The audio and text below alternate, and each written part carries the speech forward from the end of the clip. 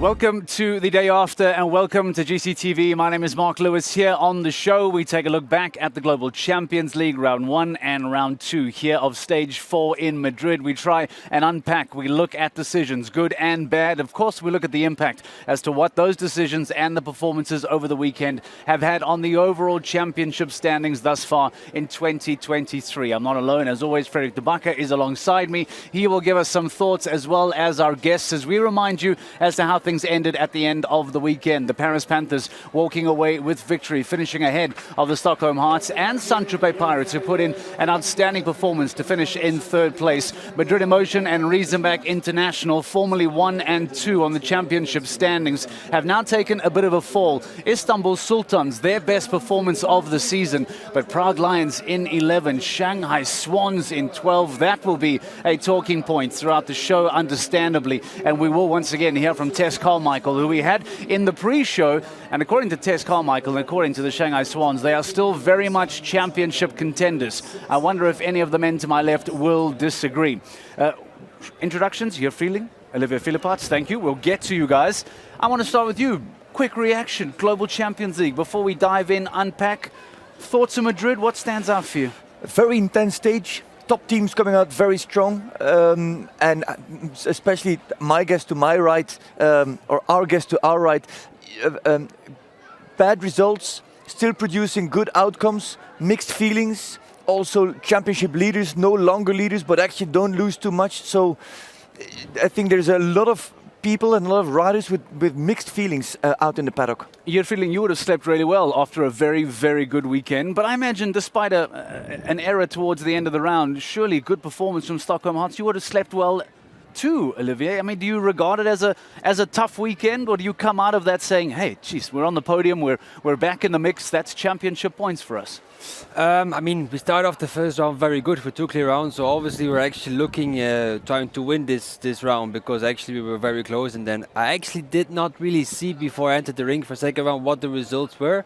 So I just thought I'm going to do my own round, but then unfortunately my result was not good, so but on the end we ended up second, which was good, but I think actually we should have won yesterday, but on the end I think we gave it a bit away second round. Did you sleep like a baby with a invisible Madrid trophy in your arms? Yeah, yeah, absolutely. Had a really nice evening. We eat a little bit, we partied a little bit with the whole team, so yeah. It was fun. There is just water in our branded mugs, which are available, by the way, in our online shop. Go check them out. I'm glad that you had a party, and I'm glad that you deservedly celebrated. But let's talk about that final fence all round, because it had a major impact across the board, didn't it? The final fence had an impact for you, for Harry as well.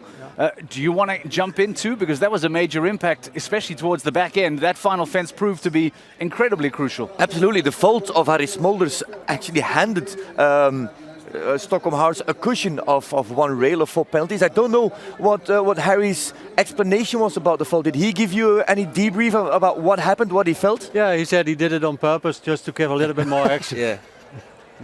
No, okay, it was quite unlucky. Our strategy, what Rob Hoekstra said, went down really good. Fiumicino is a little bit a faster horse, so he would love me to ride a little bit quicker, not too crazy. The 0 would be the most important, and then yeah, Harry is the perfect man to finish the job, and he did. And probably his horse catched himself a little bit in the hoof at the last jump, because there was a little scratch on it. Okay, he had the fault, and it was open. He's my best friend, he had one down. Because he has that style of jumping, bingo, a little bit with a longer foreleg, but it's not that kind of fault. It was really, that right front leg came up really late, so I do imagine that he caught himself at yeah, the we takeoff. think he caught himself. It's difficult to see it back on the videos and everything what we have. But okay, the scratch was there, the iron was a little bit loose, so that's the biggest chance he had that on the last fence, so he couldn't do anything about it. Olivia, what we found interesting was the fence went down for you. We know it was a talking point, but the timing of your round as well was quite a big talking point for us too. Was that in your mind? Did it feel like the round was slow for you? Like what talk us through the time of that round, because it felt very unusual. Actually, I was also very surprised when I came over the finish line and I had 2 time faults. I didn't really expect it at all. The only thing I felt was towards the end of the course, there was, I think, from that green plank to the Liverpool Oxe, my horse drifted away a lot to the outside. Really drifted a lot right, and then that cost me a lot of time.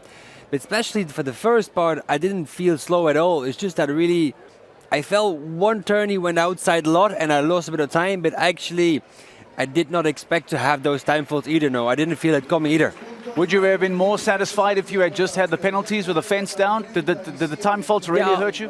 For sure, because on the end also because of the time faults, I did not qualify for the Grand Prix today, so also made a very big difference. But like I said, I didn't feel it coming. You know, I was doing my own round. I said I want to go clear. I had an early fence, just hit my round, and then I just felt one time I drifted away a lot. But also the time was, I paid attention, didn't look that short to me, and actually because of one turn it costed the qualification for the Grand Prix. And it went from 8 to 10 faults, so it was a big difference. Because it's a whole round that we have to. You come out with a score of 10. Yeah. Where do you have your first fault? I have my first fault on number 3. Number 3 already. You know that your brother is next to come with Katango. He's naturally a fast horse. Yes. What goes through your mind at that point? Because you know that you were the last team in. You know that at that point Paris Panthers were leading on 4. Now you were level, so it was going to come down to time. What do you think at that point? Actually, the fun thing was I did not really know what the Paris Panthers did until I was in the ring, because I was actually just focusing my own round, and then whenever I was in the ring, I heard that they had 4 faults, so I knew about the 4 faults. But like I said, you know, Katanga was a quick course, and I tried to keep my beginning of my course, the angles quite tight, so I didn't lose too much time. But like I said, sometimes my horse likes to drift a bit to the outside, what cost him a bit of time. But I didn't really pay attention. It cost me so much time.